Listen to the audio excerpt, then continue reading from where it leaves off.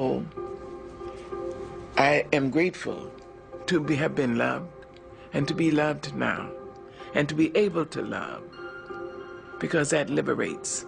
Love liberates. It doesn't just hold. That's ego. Love liberates. When my son was born, I was 17. My mother had a huge house, 14-room house. At 17, I went to her and said, I'm leaving. She asked me, you're leaving my house? And she had live-in help. I said, yes. I found a job, and I've got a room with cooking privileges down the hall, and the landlady will be the babysitter.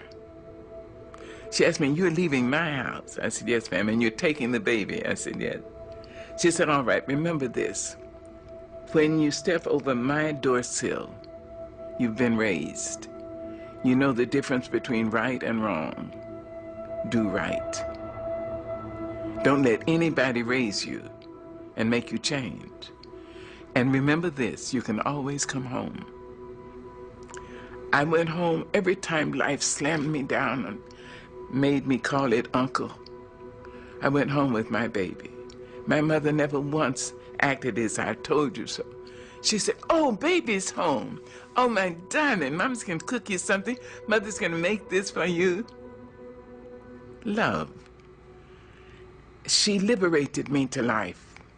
She continued to do that. When my son may have been 5 years old, my mother would pick him up all the time and feed him. And I went to her once a month, and she would cook for me.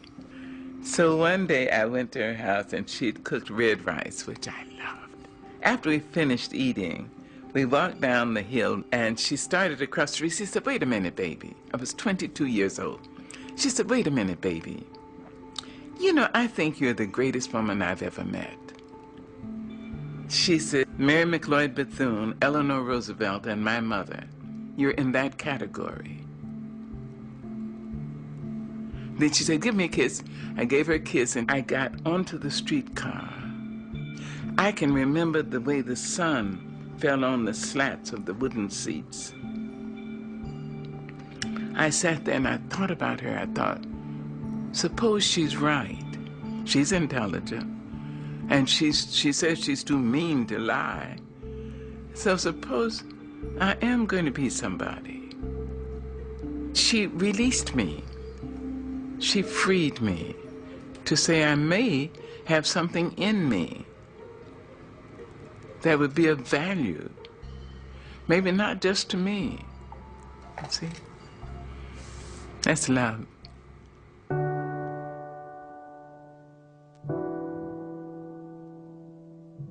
And when she was in her final sickness, I went out to San Francisco. And the doctor said she had three weeks to live. I asked her, would you come to North Carolina?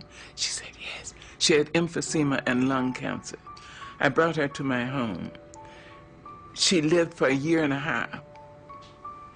And when she was finally, in extremis, she was on oxygen and fighting cancer for her life. And I remembered her liberating me. And I said, I hope I'll be able to liberate her. She deserved that from me. She deserved a great daughter, and she got one. So in her last days, I said, now, I understand that some people need permission to go.